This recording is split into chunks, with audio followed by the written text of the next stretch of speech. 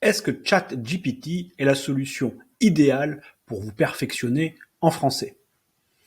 ChatGPT, c'est le modèle de traitement du langage développé par OpenAI. Son fonctionnement est simple, vous arrivez sur l'interface, vous posez n'importe quelle question et il vous répond. Si vous souhaitez atteindre un niveau B2, C1 ou C2 en français, et que vous souhaitez utiliser pour cela ChatGPT, vous devriez vous poser la question suivante. Est-ce que ChatGPT est fiable? Est-ce que je peux faire confiance aux capacités linguistiques et surtout aux capacités pédagogiques de ChatGPT? Est-ce qu'il est capable de m'expliquer mes erreurs? Pour répondre à cette question, dans cette vidéo, je vais tester les capacités linguistiques de ChatGPT en français et également ses capacités pédagogiques. Est-ce qu'il est capable d'être un bon prof pour vous? Restez bien jusqu'à la fin de cette vidéo car je vais répondre aussi à cette question bonus un peu angoissante. Est-ce que ChatGPT va remplacer les profs de français? Salut, bienvenue sur Français avancé avec Alexis. Sur cette chaîne, je vous aide à atteindre un niveau B2, C1 ou C2 en français. Nous voici sur l'interface. On va commencer doucement. Salut, ça va? Salut, je vais bien, merci. Et toi, comment puis-je vous aider aujourd'hui? Ok, plutôt pas mal. Vous voyez quand même une petite incohérence. Je vais bien, merci. Et toi, comment puis-je vous aider aujourd'hui? Donc c'est mignon, il me tutoie et il me vous voit en même temps. Deuxième situation, un peu plus élaborée. Donc le prompt, j'apprends le français et je veux simuler une discussion avec toi. Tu t'appelles Joël. Réponds directement à mes questions. Joël, si tu avais 1 million d'euros, que ferais-tu? Si j'avais 1 million d'euros, je considérerais plusieurs options. Peut-être que je les investirais pour développer une source de revenus passive, ou peut-être que je les utiliserais pour soutenir des causes importantes pour moi, ou pour aider les gens dans le besoin. Il y a beaucoup de choix intéressants qui pourraient être considérés. Et toi, que ferais-tu si tu avais 1 million d'euros? C'est pas mal, hein. Donc il utilise bien l'imparfait, le conditionnel, il donne des idées. Peut-être que je les investirais pour développer une source de revenus passive. Les fameux revenus passifs. Est-ce que ça existe? Alors je le teste sur un autre point, toujours du linguistique, utiliser le subjonctif et surtout expliquer cette utilisation.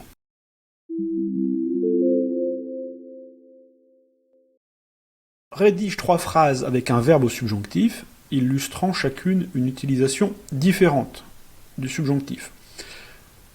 Explique chaque utilisation du subjonctif. Premier exemple de phrase au subjonctif, petit problème. Si je savais nager, je nagerais, il n'y a pas de subjonctif. Donc une expression d'un souhait ou d'une condition. Bon, ok, c'est une condition, voilà, introduite avec si, suivi de l'imparfait et du conditionnel. Mais c'est pas de subjonctif. Donc là, il a halluciné un subjonctif. 2, il est important que tu sois à l'heure, blablabla. Exigence ou recommandation. Oui, ça marche. 3, je doute qu'il pleuve demain. Expression de doute ou de négation. Expression du doute. Ok. Mais donc, attention, là, il a halluciné un subjonctif. Donc, c'est pas correct. Alors, cette fois-ci, je vais lui demander de corriger des phrases comportant une faute de français. Première phrase, il y a des choses que personne ne peut me convaincre. Ce qui serait correct, ce serait il y a des choses dont personne ne peut me convaincre. Car on dit convaincre quelqu'un de quelque chose. Lui, il propose il y a des choses que personne ne peut me convaincre de faire. Ok, convaincre de plus infinitif, c'est vrai, donc c'est une correction possible. Admettons, ok, donc il a un peu transformé en ajoutant ce verbe à l'infinitif. Faute, l'expression me convaincre de faire est incorrecte. Bah non, puisque tu as proposé une correction qui l'inclut. Explication mauvaise, hors sujet. Ça marche pas. Deuxième, l'inspecteur a expliqué au stagiaire comment il a mené son enquête. Oui, donc le verbe amener n'est pas le verbe approprié. Ok, c'est une bonne explication. On dit mener une enquête et amener son sandwich le midi au travail, par exemple. Mener une enquête. Bonne correction, bonne explication.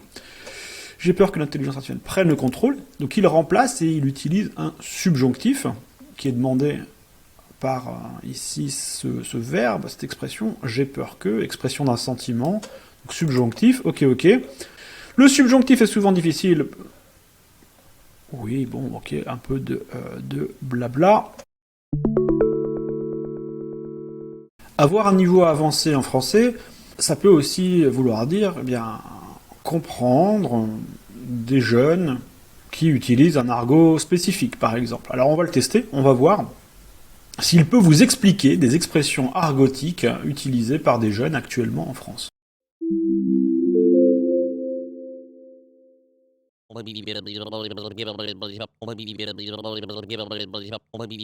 Être en PLS signifie être en plein les sports.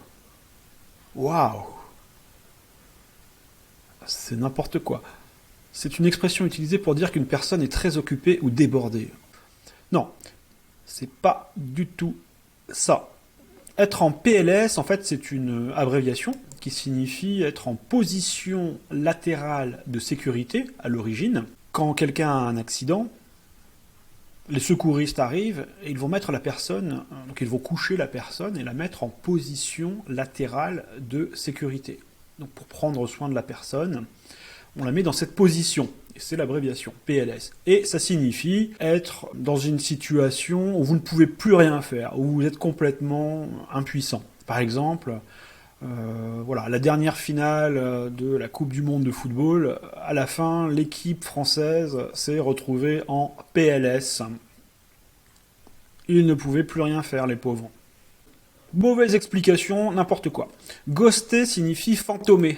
Bah oui, mais on utilise, c'est une expression qui est utilisée avec cet anglicisme. Voilà, les jeunes l'utilisent comme ça, ils ne disent pas fantômer. Signifie fantômer. Non, parce que fantômer, peut-être que les Canadiens utilisent fantômer. Peut-être un équivalent. Super français. À vérifier. Bon, en tout cas, en France, on n'utilise pas fantômer, mais ghoster. Pour décrire le fait de couper les contacts avec quelqu'un sans raison apparente ou sans dire au revoir. Oui, c'est ça, c'est vrai. Avoir un crush, encore un anglicisme, avoir un coup de cœur, une attraction romantique ou sexuelle envers une personne. Oui. Grailler signifie manger en argot. Oui. Avoir le seum signifie avoir la colère. Oui, bon, c'est l'idée de colère, mais on va dire être en colère, pas avoir la colère. Ça, c'est pas français. Donc attention avec ces explications. Vérifiez auprès de francophones ou vérifiez sur Google.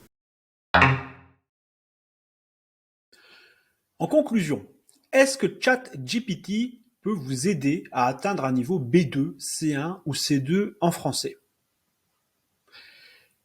Eh bien oui, il peut vous aider car sa production linguistique est globalement excellente. Vous pouvez donc l'utiliser comme un outil d'apprentissage n'importe où, n'importe quand, ce qui est déjà génial. Mais vous ne devez pas considérer ChatGPT comme un prof. Comme on l'a vu, ses explications sont assez souvent mauvaises, voire complètement nulles. Donc, pratiquer le français avec ChatGPT, ok, mais vous devez toujours, en cas de doute, vérifier avec votre prof de français, avec un ami francophone ou avec votre bonne vieille méthode de grammaire. Vous devez vérifier que ce qu'il dit ou les explications particulièrement qu'il vous propose sont correctes. Toujours. Dernier point, la qualité des réponses de ChatGPT dépend directement de la qualité de vos questions, des prompts ou requêtes que vous écrivez dans la messagerie. Ce sera justement le sujet d'une prochaine vidéo. N'hésitez pas à la regarder quand elle sera publiée. Alors, conclusion de la conclusion, est-ce que ChatGPT va remplacer les profs de français ? Eh bien non, pas encore, car il est plutôt mauvais sur le plan pédagogique. Est-ce qu'il va les assister dans leur travail ? Peut-être. Merci d'avoir regardé cette vidéo sur Français avancé avec Alexis. Si vous avez apprécié, n'hésitez pas à vous abonner à la chaîne et à aimer cette vidéo. Cela aide à soutenir la création de contenu de qualité pour améliorer votre français. Merci de votre soutien et à bientôt pour plus de Français avancé.